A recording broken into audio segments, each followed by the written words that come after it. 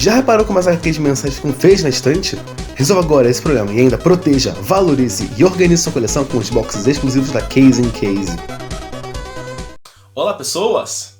Seguindo nossa lista de análises dos produtos da Alta República de Star Wars, que se você não sabe do que se trata, clica no card aqui em cima que você vai ver o vídeo onde eu explico o que é a Alta República. Hoje vamos comentar sobre o livro Na Escuridão. Vamos lá.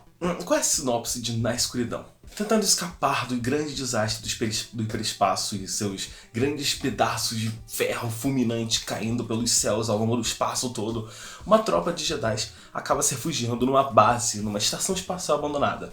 Lá, eles encontram outras pessoas que também tentaram se refugiar nessa base. Então, a tropa de Jedi, os 4 Jedi, o piloto, copiloto e navegador da nave, e lá eles encontram um velho e uma garota que também estavam fugindo disso tudo e precisavam procurar um lugar para se proteger, e algumas outras pessoas também que estiveram lá como o único abrigo possível no meio do nada.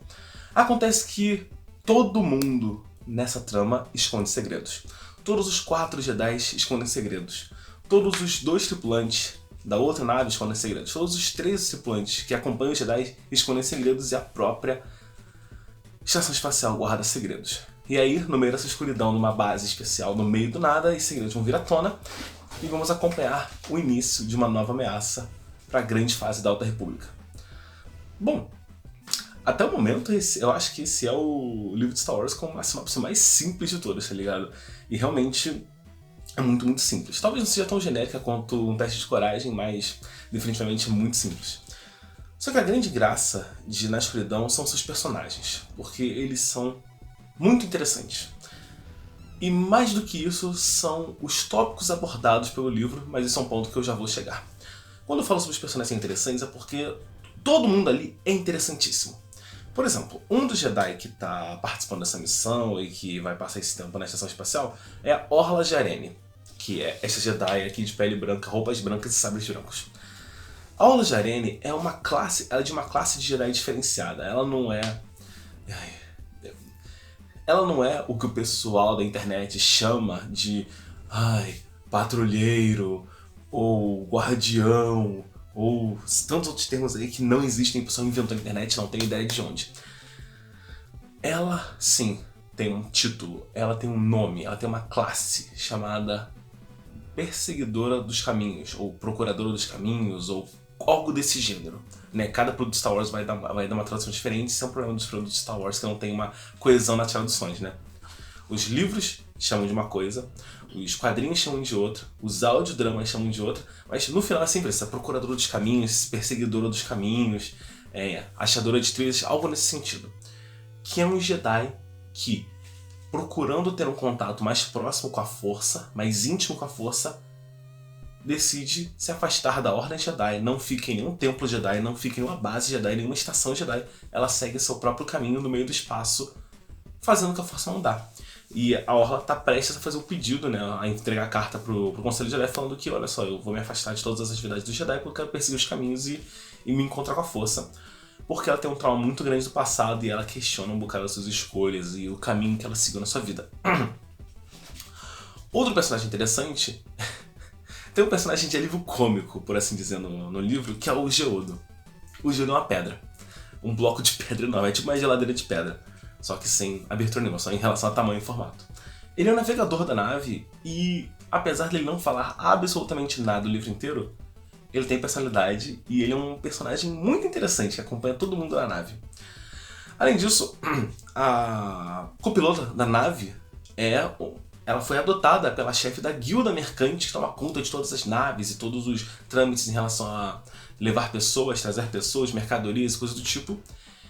E ela começa a descobrir que tem um pouco de sujeira aí nas transações comerciais que a sua mãe adotiva realiza em relação a translado de produtos e bens de valores ao longo da galáxia. E agora fazendo ponto com os tópicos que o livro aborda, temos a Nan, que é a garotinha que parou nessa estação com o seu guardião legal, que é o velhinho. A Nan, ela vai trazer os pontos mais interessantes do livro, que são as perguntas que ela faz. Porque ela chega junto de um dos Jedi, né, o Padawan que tá na tripulação Jedi, e ela vai fazer muitas perguntas para ele. E muitas perguntas que nós temos em relação ao Jedi, a ordem, o funcionamento das coisas. Por exemplo, o que é um Jedi? O que é a força? Como eles sentem a força? O que é um sabre de luz? Como ele funciona?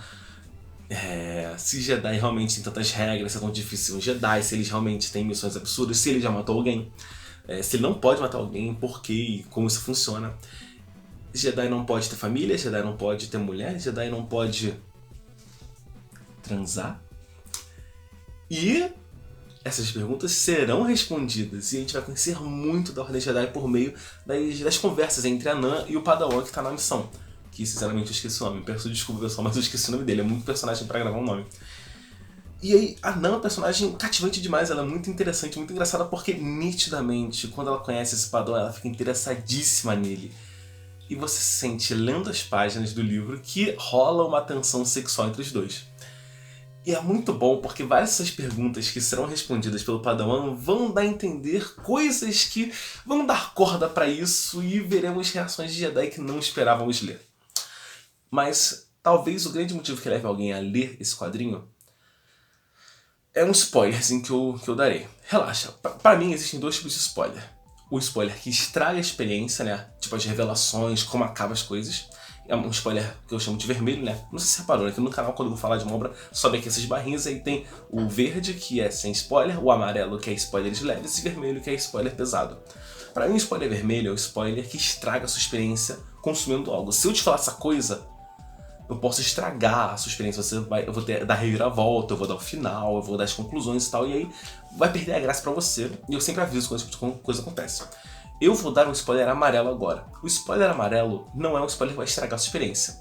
Muitas vezes, na verdade, o spoiler amarelo é um spoiler leve, de um ponto da trama só, e que muitas vezes, na maior parte das vezes, no meu caso pelo menos, são spoilers que te motivam a conhecer a história. É aquela coisinha que, se ninguém te falasse, você provavelmente não teria vontade de ler a história, mas se te contasse, você ia querer conhecer.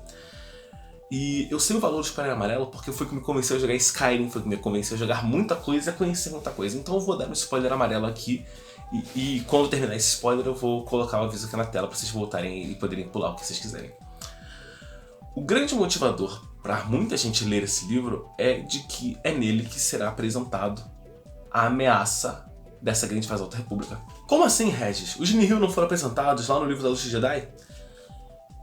Sim, mas assim, quem disse que os Nihil são a única ameaça com potencial de destruição da República que teremos nessa fase da Alta República? Temos sim outra ameaça grandiosa e interessantíssima. Uma ameaça essa que vai repercutir aqui nos quadrinhos da Alta República. E essa ameaça é muito interessante e ela só vai ser revelada lá no final do livro. Você vai passar o livro inteiro lendo e vendo o que são essas estátuas carregadas pelo lado sombrio que tem dentro dessa estação espacial.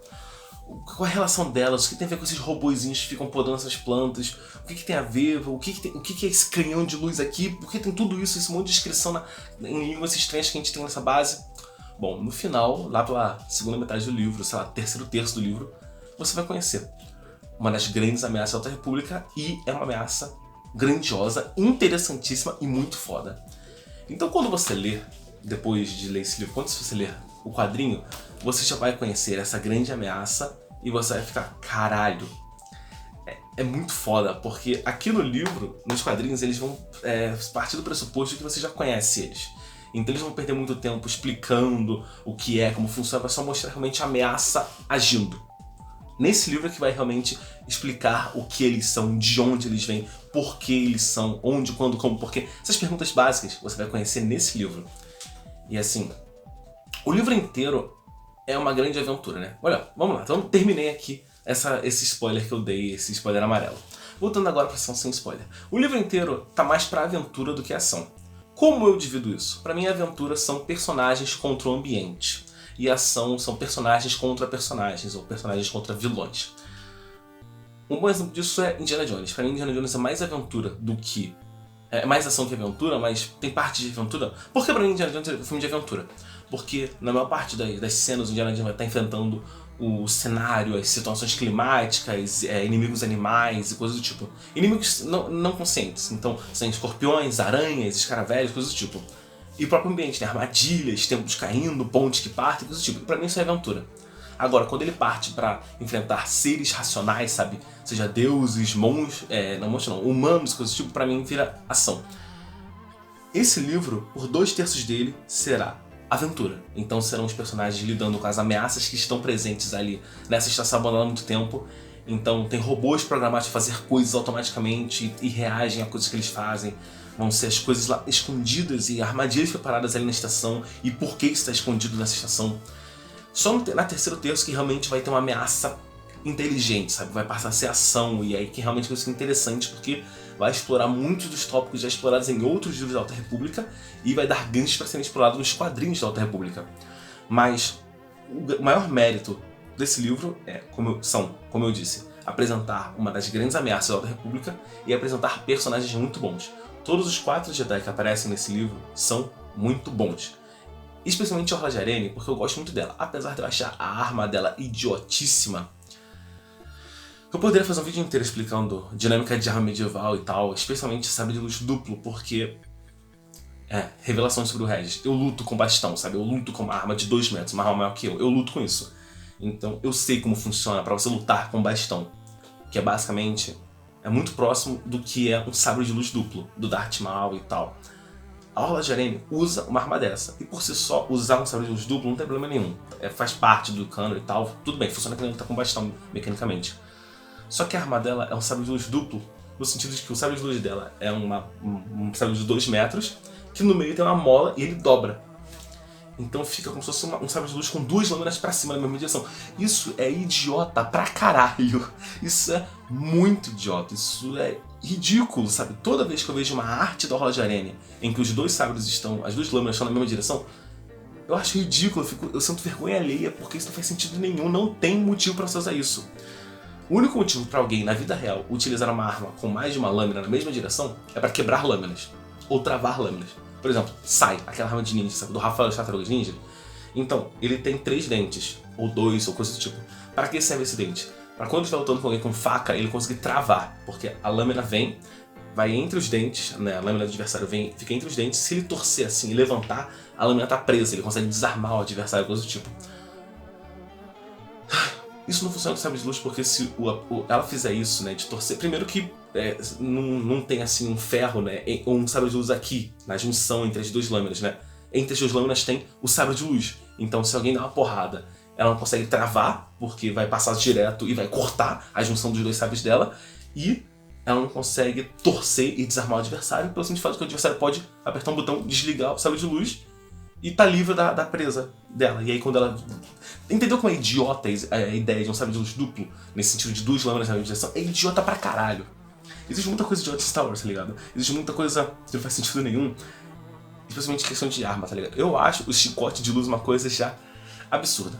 Nos Legends existia chicote de luz segmentado. Então eram 30 centímetros de sabre de luz com anéis que faziam a conexão entre si, né? Então ele ficava meio maleável porque tinha vários anéis entre eles. No teste de coragem mostra o sabre de luz estrito senso. É o cabo do sabre de luz, só que ele fica mole. E aí ele faz as coisas que ele quiser. E isso eu já acho meio ridículo.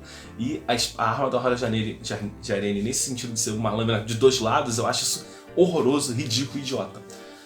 Mas fora isso, eu acho a personagem muito boa. Eu adorei ela. Ela é uma das personagens que eu mais estou gostando da Alta República. Ela, o Loren Stormbringer e a Avar Kriss. Eu tô gostando muito desses aí. E a Vernestra, eu gosto da Vernestra. Mas os outros também são muito bons, sabe? Todos eles são muito legais, muito divertidos, e quando coisas acontecem com eles, você fica realmente tenso, você fica realmente empolgado. O livro passa muito bem a sensação de claustrofobia, de mistério e de todo mundo ter um trauma, ter alguma coisa dentro de si que está incomodando sempre. Isso é muito, muito bom. Eu só acho que o livro perde um pouco, porque a partir de um certo ponto dele, ele começa a recortar os capítulos. Então, o capítulo é um capítulo da história atual, né, do pessoal na estação espacial, nas naves, coisas do tipo, e um capítulo do passado de 2 personagens para mostrar a coisa que aconteceu com eles que motiva as atitudes deles no presente. Eu acho que esses cortes não são bem feitos e que a situação, tá ligado? Eles cortam cenas muito interessantes do presente pra mostrar coisas não interessantes do passado, tá ligado? essas histórias do passado ficam interessantes no final, mas no início elas são muito chatinhas, não adicionam quase nada e... Tá, eles poderiam só ter feito uma nota de rodapé que já resumiria tudo isso, tá ligado? Não tem tanto propósito assim.